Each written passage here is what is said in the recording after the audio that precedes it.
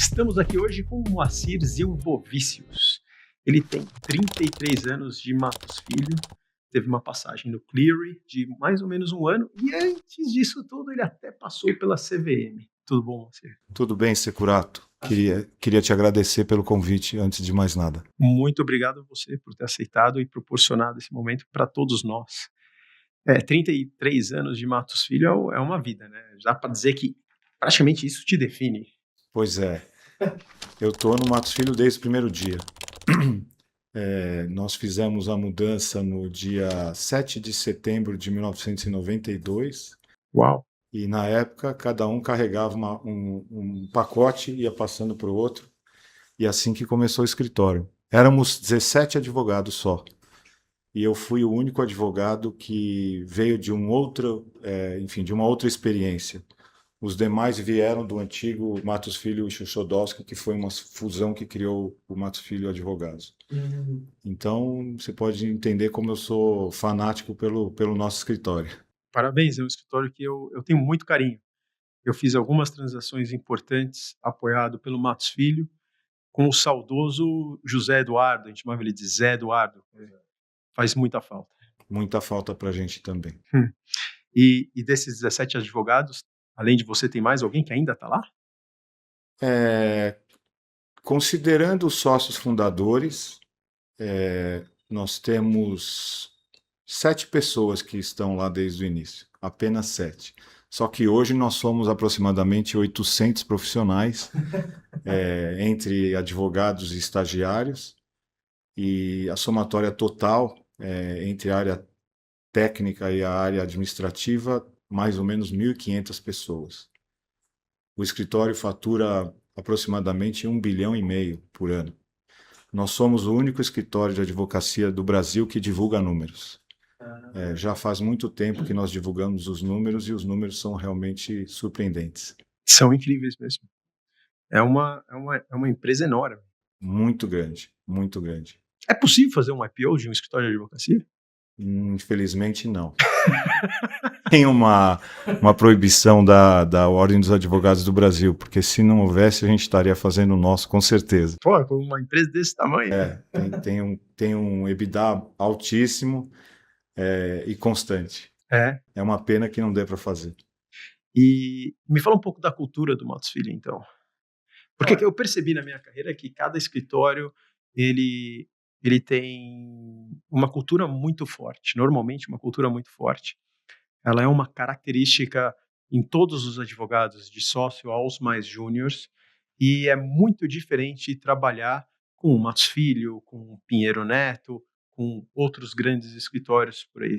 Realmente o touch and feel é diferente. Então me fala um pouco do Matos Filho. O escritório mudou muito, né? Obviamente, de um escritório que tinha 17 pessoas para o que é hoje, tem uma transformação cultural, né? Mas tem as sementes que foram plantadas, que continuam lá e que eu acho que fazem o diferencial do escritório. O escritório ele tem assim um aspecto muito importante. A gente gosta de abrir oportunidade para os jovens, não é? E isso vem dos sócios fundadores. E como se faz isso? Se faz isso por delegação. A gente acredita que a melhor forma de fazer um profissional crescer é colocar ele, para trabalhar efetivamente. Obviamente que tem uma mentoria, tem um guidance, mas os advogados são realmente obrigados a ficar na linha de frente, né? Assim foi comigo e eu vejo que continua a ser assim. Eu diria que esse é o maior legado do escritório. Recentemente a gente fez uma entrevista, eu fiz uma entrevista com o professor Ari, quando fizemos lá 30 anos da fusão da Antártica com a Ambev, né? Certo. E eu fiz uma entrevista e no final me perguntavam qual que é o legado que você enxerga como mais importante aqui dentro do escritório. Eu falei, com certeza abrir oportunidade para os mais jovens. Então isso é muito importante para nós. Além disso, o ambiente do escritório é maravilhoso. Realmente não é porque eu não estou aqui vendendo o escritório. E eu acho que tem uma razão também importante. O escritório não tem dono, o escritório tem uma governança, mas ao mesmo tempo cada um é dono de uma pequena fração. Então, a pessoa realmente que está no escritório, ela se dedica àquilo como se fosse dela, mas ela segue uma governança que é muito importante, que é realmente respeitada por todos. Para você ter uma ideia hoje, eu falo isso com muito orgulho, se eu tiver que emitir uma passagem para fazer uma viagem de representação, eu tenho que pedir para o head da minha área, que aliás não sou eu, com muito orgulho digo que não sou eu. Isso é muito importante, porque a gente realmente aprendeu a seguir regras. Isso funciona muito bem numa estrutura muito grande, né? Então, eu tenho com muita certeza, a governança é muito importante. Eu não sei até que ponto os escritórios, enfim, nossos concorrentes, mesmo fora daqui, conseguem seguir com tanta clareza uma governança. E isso aconteceu porque nós mudamos o modelo em 2010. Nós contratamos um assessor internacional e mudamos o nosso modelo de remuneração. Então, hoje, a gente tem uma fatia de um bolo que é dividida entre os sócios, através de um sistema próprio, mas todos os sócios passam por uma avaliação anual, que é muito, enfim, difícil de fazer do ponto de vista do tempo que você dedica a isso, mas faz com que cada um saiba exatamente como está na estrutura e sabe também que as pessoas estão olhando o desempenho de cada um, né? Então, é muito interessante. Eu vejo, te falo francamente, que eu não ia imaginar que a gente chegou onde a gente chegou. Impossível. Nem no melhor filme de ficção alguém diria que um escritório que começou em 1992 com 17 advogados virou esse gigante. E não é um gigante pelo tamanho, né? É um gigante pela qualidade. Realmente, quando a gente viaja, eu faço viagens anuais para Nova York e para Londres. E é sensacional a repercussão que a gente vê do nome Matos Filho. Recentemente eu tive em Londres falando com os grandes escritórios de lá e um deles, eles ficaram 1 hora e meia querendo entender o nosso modelo de governança. Uhum. Quando eu saí de lá, olhei para os sócios que estavam comigo e falei, eu queria que os sócios fundadores estivessem aqui. Porque eu mesmo tive que me beliscar. A gente vai lá querer beber da fonte e, na verdade, aconteceu o contrário. Então, enfim, é motivo de muito orgulho para mim e para todos os outros. E para o ouvinte que não sabe o que é governança, como é que você explicaria de uma forma simples, didática? Bom, governança são as regras que você cria que devem ser respeitadas pelas pessoas que fazem parte dessa instituição, né? E as regras têm de todo tipo. Comportamento, né, é uma regra muito importante. Normalmente, quando você é o dono, você acha que você pode ter uma reação, ou você não pergunta para ninguém e você começa a tomar decisões sem perguntar para a pessoa que está do seu lado. E no escritório isso não funciona. Aliás, no curso do tempo, o que você enxerga é que pessoas que podiam ser as mais brilhantes possíveis, mas tinham dificuldade, né, de seguir uma governança, acabaram saindo. E não é demérito dessas pessoas, é simplesmente que é um modelo que foi adotado e que funciona. Então, as regras são de comportamento, as regras são também de quanto você tem que trazer para o escritório em relação à clientela, as regras dizem respeito à sua produtividade, tem uma série de regras. E a gente respeita isso com muita clareza e com muito afinco. Eu gosto de colocar aqui para os meus clientes que a governança é o conjunto de deveres e direitos. É porque você sempre tem as duas partes. E aí, obviamente, quando você tem várias partes com interesses conflitantes, aí os seus direitos acabam onde começa o direito dos outros, e esse interlace dos direitos e deveres das partes envolvidas que eu chamo de governança. Quando a gente mudou o modelo, e que, aliás, só foi possível mudar o modelo porque os sócios fundadores queriam deixar um legado, queriam deixar um escritório que fosse perene, eles abriram mão, inclusive, da parte de remuneração deles, que é algo assim que dizem que nunca foi visto. E o nosso assessor dizia o seguinte: mudar o conceito, obviamente, é super difícil, mas a implementação é muito mais difícil e vai demorar muito tempo. Porque a gente tinha um modelo que falava na primeira pessoa, a gente falava eu e a gente mudou e começa a falar nós. Uhum. Eu me lembro, alguns meses antes do Zé Eduardo infelizmente falecer, que nós fizemos uma reunião onde a gente aprovou as contas, aprovou o budget e aprovou a nossa estratégia para aquele ano. Uhum. Uma reunião assim pesada. E quando terminou, eu pedi a palavra e falei, pessoal, vocês repararam que aqui a gente não usou a palavra, ninguém usou o eu, que a gente está usando sempre o nós.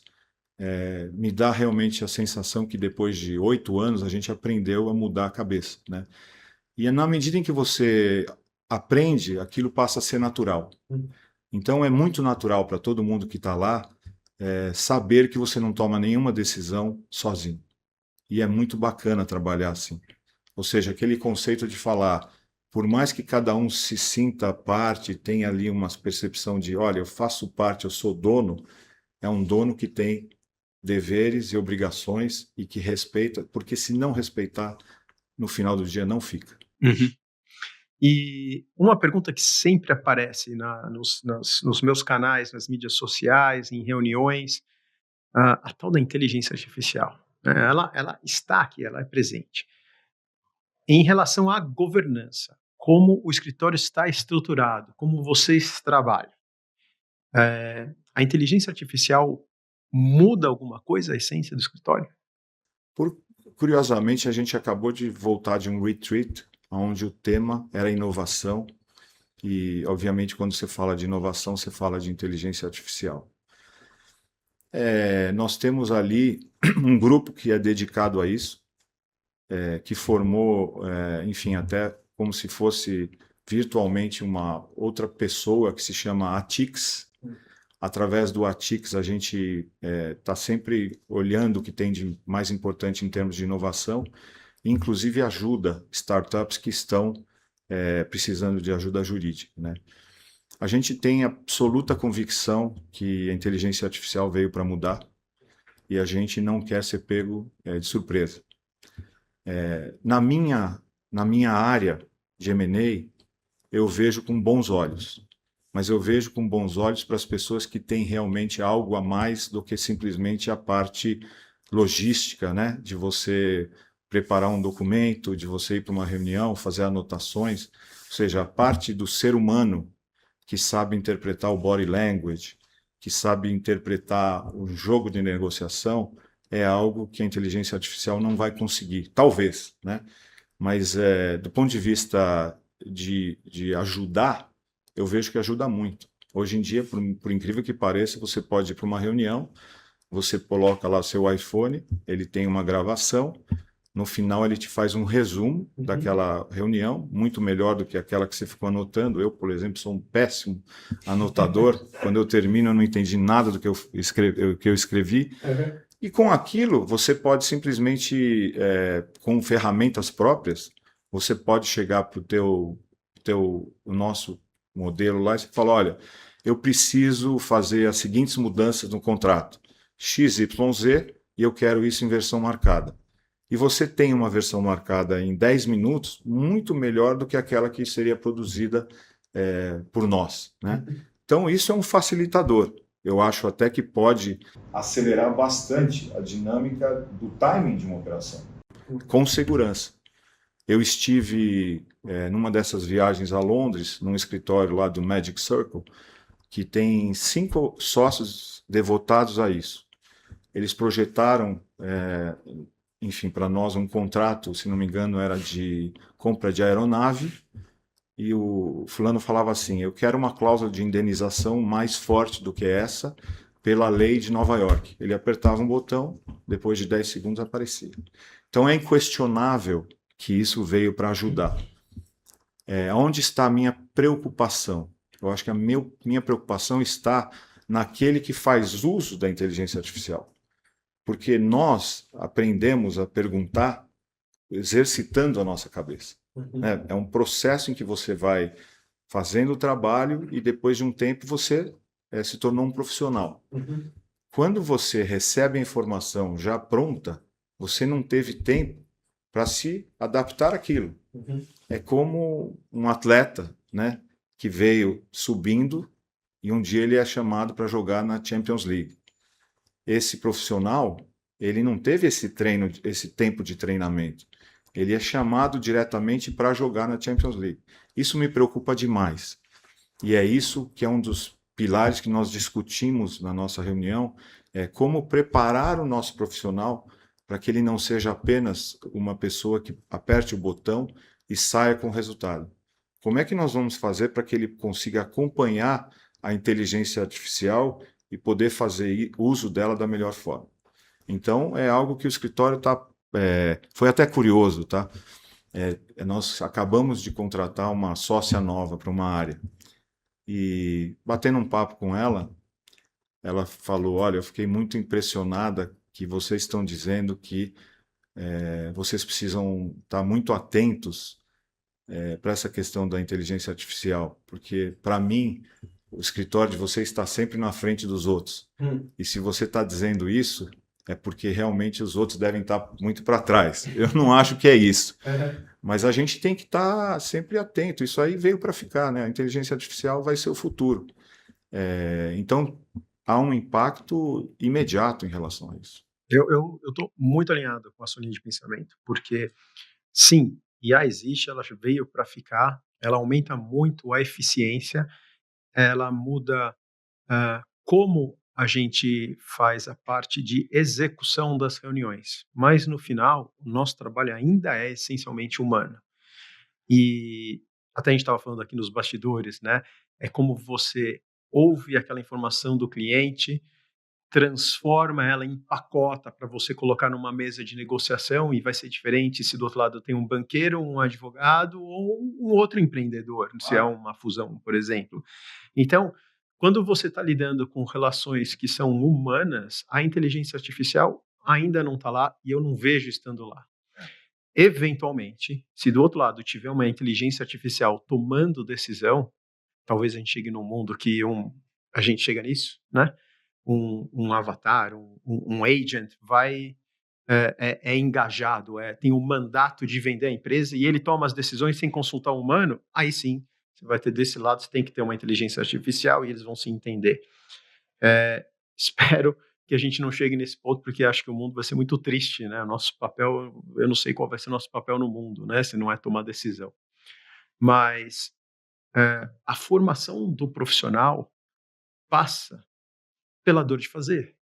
E tem várias coisas em investment banking que eu acho que é parecido com você, que no processo de fazer, a gente vai construindo o nosso arcabouço analítico e de execução, que depois, quando você já é uma raposa velha que nem eu e você olha para aquele documento, você olha para aquela planilha, você fala, isso aqui está errado. Né? Mas calma aí, como é que em 2 segundos você sabe que está errado? Eu sei que está errado. Por quê? Porque eu sei aonde a gente deveria estar.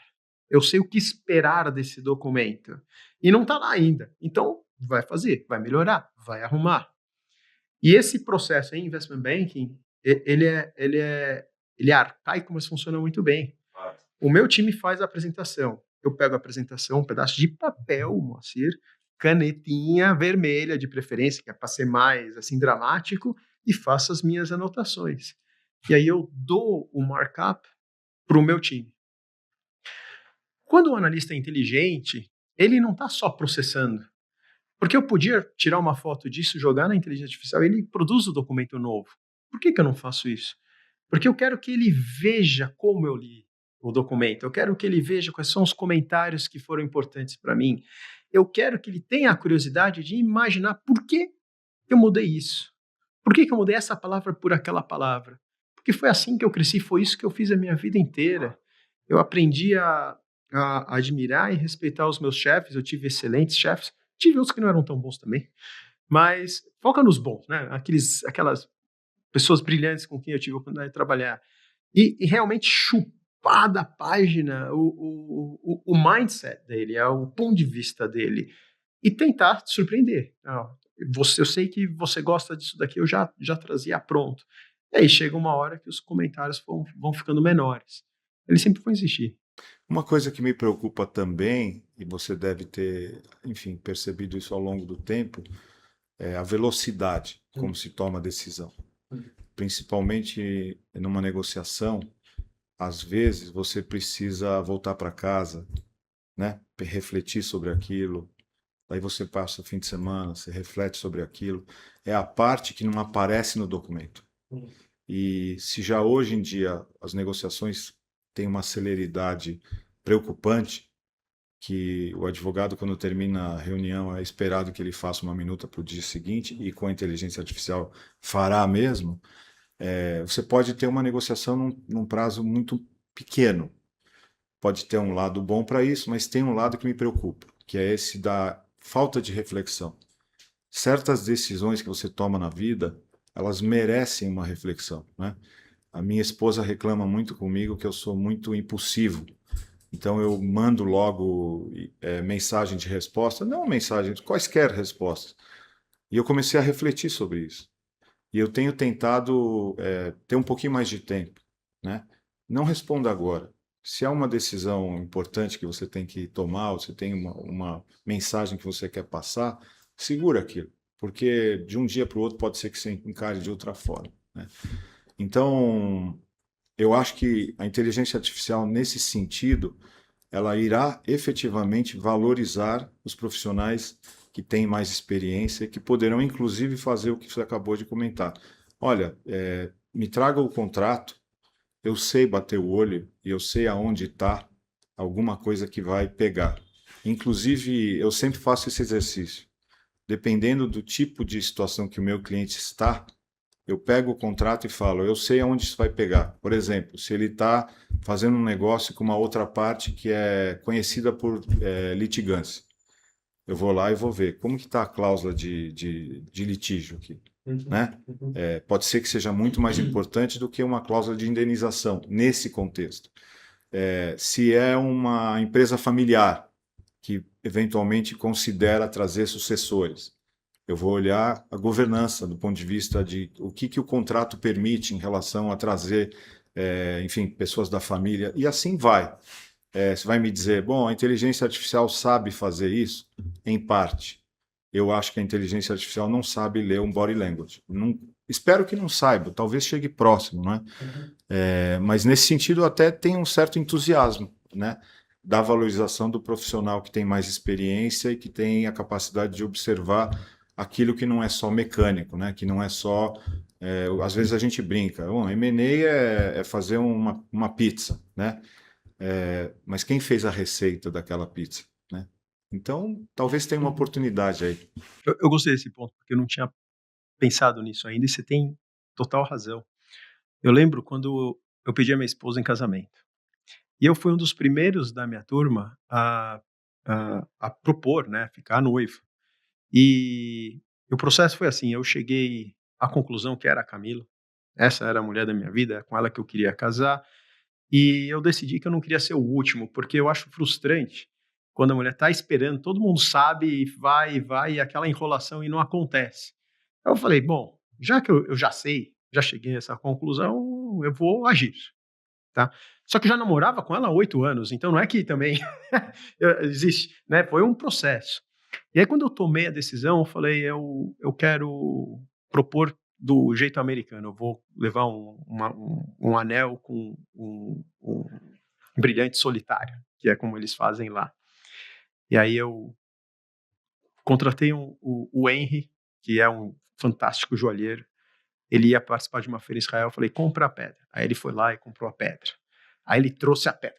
A pedra, essa pedra. Agora vamos fazer o anel. Eu falei, eu quero um anel assim, eu desenhei o anel. Aí ele fez os ajustes lá e executou. Ou seja, todo o processo de comprar o anel, que foi 3 meses, foi o ritual que eu me dei para amadurecer a ideia do casamento e ter certeza que isso ia dar certo. Essa questão do ritual que eu queria trazer, né? A gente tem os nossos rituais. Poxa, deixa eu dormir em cima desse assunto, deixa eu rever minhas anotações, deixa eu preparar uma ata, e depois você revê a ata, você relê o e-mail, você tem no meio do caminho, você teve uma discussão com um sócio, com um júnior, e esse ritual, eu acho que ele está muito comprimido, e aí a gente não tem a chance de amadurecer as ideias do mesmo jeito que a gente amadurecia antigamente. Olha, você tocou num aspecto muito interessante. Eu adoro ritual e adoro fazer a concepção, né, do rito. E já que você falou em pedido de casamento, eu vou contar como foi o meu. Opa! Meu sogro era desembargador e, na época, ele era o corregedor do estado de São Paulo. E tinha uma fama de ser uma pessoa muito dura, né? E eu pouco conhecia meu sogro, não foi uma interação familiar que nós tivemos tempo de nos conhecer bastante. Tinha um namoro que é até mais formal nesse ponto de vista, né? Meu sogro e minha sogra mais distantes. Então eu tomei uma decisão. Eu falei, eu vou pedir a mão da Luciana, minha esposa até hoje, ainda bem, no Tribunal de Justiça. Ah, é? Então eu marquei uma reunião com o meu sogro, inclusive o pessoal do escritório falava, ele vai mandar te prender. Se você não voltar em 2 horas é porque você foi preso. E eu me lembro, na saída dessa conversa, ele estava com um sorriso daqui até aqui. Então, a importância do rito que os jovens hoje não entendem. Desde a forma como você se veste, como você se comporta. Quando você vai fazer uma primeira reunião, você olha no olho da pessoa e dá a mão. A importância de dar a mão e apertar a mão. Tem uma série de pequenas coisas que fazem um profissional, né? E o rito mesmo, a inteligência artificial, voltando a ela, não existe, né? Nesse sentido. Não, ela é um matador de ritos. Exatamente isso. Mas, por outro lado, realmente, eu no começo tive muita resistência, porque eu tenho medo desse emburrecimento, mas eu acho que é melhor a gente olhar o outro lado do copo, olhar o que ela pode ajudar e fazer uma adaptação desse lado com o resto. Se você não fizer o resto e trabalhar a pessoa, aí realmente a gente está num mundo que talvez não valha nem a pena. Eu tenho a impressão que a inteligência artificial foi criada por engenheiros, essa profissão maravilhosa, mas não se tinha o alcance de onde isso ia chegar, inclusive do ponto de vista da regulamentação que precisa ser feita, né? Tem muita coisa aí que precisa ser pensada para... Porque eu ouvi histórias, por exemplo, você faz uma citação de uma jurisprudência numa causa e você vai descobrir que tem jurisprudência que não existem. É muito perigoso. Eu sei que existe dentro da própria inteligência artificial um processo de aprimoramento, ou seja, ele tem uma autocorreção, mas é muito perigoso, porque quem recebe não tem a capacidade técnica de falar isso aqui está errado, isso está certo. Palavras pequenas, você falou uma coisa muito interessante. Recentemente eu pedi para me fazer lá, faça uma pesquisa sobre direito dos minoritários. E na primeira linha ele falava empresa. Empresa não é uma terminologia correta para quando você fala disso, porque empresa é um conceito maior. Provavelmente, mais para frente, se eu fosse pedir o mesmo, ele vai aparecer companhia ou sociedade. Mas é muito perigoso. Eu queria agora mudar um pouco de assunto e falar do papel dos advogados nas transações. Você acha, primeiro, que todo mundo tem a mesma visão de qual é o papel dos advogados nas transações de fusões e aquisições, ou existe pontos de vistas diferentes? E qual é o seu? Olha, na perspectiva do cliente, em geral, eu acho que o cliente espera que o advogado vai tomar conta do contrato. Então, na cabeça dele, ele está contratando um advogado que tem experiência naquele assunto e que, ao final, ele vai entregar um contrato que tenha todas as proteções. E que, eventualmente, esse contrato vai ser colocado numa gaveta e ninguém vai precisar usar. Eu acho que a dinâmica do M&A ela vai um pouco além disso. Eu acho que o bom advogado de M&A é aquele que atua também no jogo negocial. Porque, eventualmente, através do jogo negocial, você pode criar um contrato melhor, porque você tem a interpretação de como a outra parte se posiciona em relação àquela aquisição ou àquela fusão. E, francamente falando, para mim é o que eu mais gosto de fazer. Essa questão do comportamento humano, a gente até brinca, né, que a gente acha que já viu tudo e na última negociação que você fez, você olha uma coisa e fala, você nunca tinha visto isso. E olha que eu já vi bastante coisa. Já vi pai dando tapa na filha na frente de todo mundo, eu já vi irmãos senhores se batendo. Não é só isso que eu estou dizendo, mas eu gosto muito dessa questão negocial. Acho até que no mercado eu sou reconhecido por isso. de ser um costureiro, né? A gente conversava um pouco sobre isso, que eu acho que o papel do banqueiro e do advogado é ele saber fazer a interpretação do que está sendo dito e colocar do outro lado da forma que a pessoa precisa ouvir. Se você não tiver esse papel de intermediador, pouco provável que uma operação chegue ao final de assinatura e concretização. Então, eu acho que, na medida em que o cliente ele começa a ter um pouquinho mais de entendimento do M&A, ou seja, alguém que começa a participar de processos de M&A, empresas grandes, private equities, eles realmente entendem que a advocacia pode ir muito mais além do que simplesmente tomar conta do contrato, que é uma premissa. A gente está lá para isso. Mas tem outras funções. Tem uma outra que a gente costuma falar muito, que o advogado acaba sendo um psicólogo, né? Acaba sendo um psicólogo do seu cliente, né? Principalmente nas operações familiares, que são assim fantásticas nesse sentido. Se você tiver um advogado totalmente frio, que olhe só o contrato numa venda familiar, provavelmente não vai dar certo. Você tem que costurar. Eu tenho situações assim engraçadíssimas. Uma operação em que 2 dias antes de assinar, um membro da família sumiu. Ele fugiu. E aí eu cheguei para o banqueiro, meu amigo, e falei assim, trata de se virar, acha esse fulano. Ele foi até a porta da casa desse fulano, a segunda casa dele. Quando ele chegou lá, o cara falou, o que você está fazendo aqui? E aí voltou. E no dia da assinatura, uma das pessoas da família ligou para ele e falou, olha, fulano, se você não aparecer, a gente tem um dossiê aqui que a gente vai entregar para pessoas que você não quer que recebam. Ele apareceu na hora. Caramba! Quando você conta isso para as pessoas até falam que eu devia fazer um livro sobre as minhas experiências de M&A. Mas eu sempre digo que esse livro vai ter a minha mãe, a minha avó e a minha esposa como interessadas. Então eu não posso fazer, não irei fazer. Entendi. Bom, mas a gente pode falar um pouquinho mais sobre esses assuntos aqui. É maravilhoso. De vez em quando o pessoal pergunta, Securato, qual que é a diferença de uma Masterclass para um workshop? Masterclass é uma aula expositiva de 2 a 3 horas de duração sobre um tema atual com aplicação prática. Então, o palestrante vai tratar de um tema, por isso que chama Masterclass, é uma aula, uma classe. Já o workshop demanda a participação ativa do público. Então, os alunos colocam a mão na massa. Eles não vão ficar passivamente assistindo, ouvindo, anotando.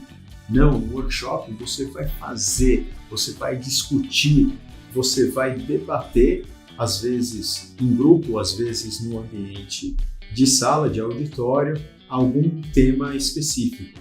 Os nossos workshops mais importantes são o workshop de modelagem financeira, que a gente constrói um modelo do zero juntos, e o workshop de entrevistas, onde a gente tem uma estruturação de um processo seletivo e a gente instrui vocês como se comportar, como responder perguntas, e depois a gente pratica, a gente simula entrevistas dentro do nosso auditório.